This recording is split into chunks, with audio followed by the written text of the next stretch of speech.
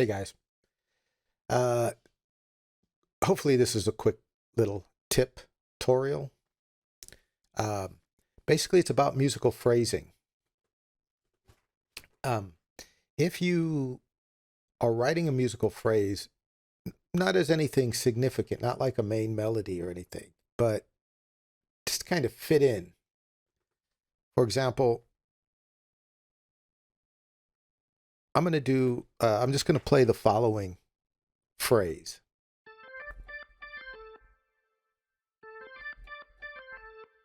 You could see on the keyboard, it's in the A minor pentatonic we've been talking about recently in my videos. It's only using 3 notes, but I'm going to play that with my A minor pentatonic jam track going in the background.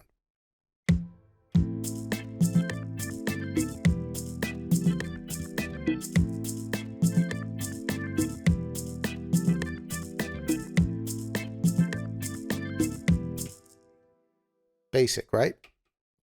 But my point for that would be we can make that more interesting and expand it a bit by taking it away. And what I mean by that is when we look at this phrasing, one of the important things to know about it is that it starts and ends on the A. What that means by ending on the A, which is our root note, okay, is that it feels like it's done. Done, right? So what we want to do is we want to make it feel like it's not done, and we want to add a tension into the feel of that melody. And in order to do that, what we can do is not go back to that A that quickly. So we can, for example, instead of going, we'll go the other direction. It's almost like we're cutting back and going back to the D note. Right? So that's what we'll do. Okay. Now, if you were to only play that part of it, the second part we just did, it would feel incomplete. And to demonstrate, I'm just going to repeat it a few times with the backing track.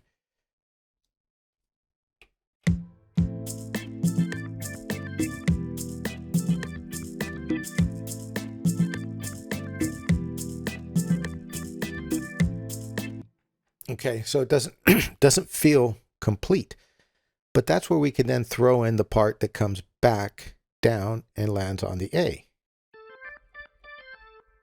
There you go. So now I'm going to alternate the one that goes away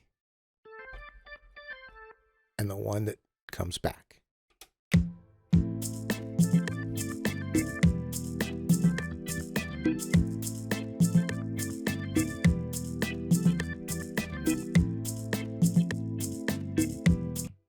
And there you go. There's a quick way of making a musical phrase with a little interest. And just to recap, you leave home, your root note, you stay somewhere for a minute, and then you come back to root note. Now, that's a common thing you hear when developing melodies with people explaining that. But I thought I could use that little example just to show you, or let you hear rather, and hopefully feel that resolution and why you can use that. Now, let's say you really wanted to drag out the tension. You could repeat the phrase that doesn't come home, or you could make other phrases that don't come home until you're ready to come home. So let's say I repeat that phrase that doesn't come home 3 times. Then on the 4th one, I'll play the one that comes home, and hopefully you'll have that sense of resolution. You'll feel it a little more strongly than when they alternate. I'm playing 3 times away and then 1 coming back.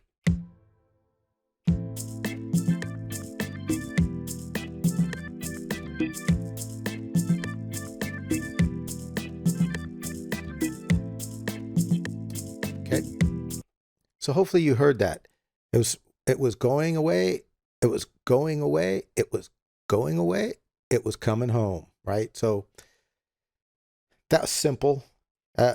in a real nicer melody or phrasing, you might actually not just keep going back to the D note. You might, go to the E or the C or another note and hold there as an example before you come back. But it's really up to you. I'm just trying to give you quick tips that you could play around with, especially now that we have this A minor pentatonic kind of jamming session. I could show you things within that context. And if you have your own track set up, you could, you could try it out real time and see how it works for you. I hope it works great. I'll catch you guys in the next one.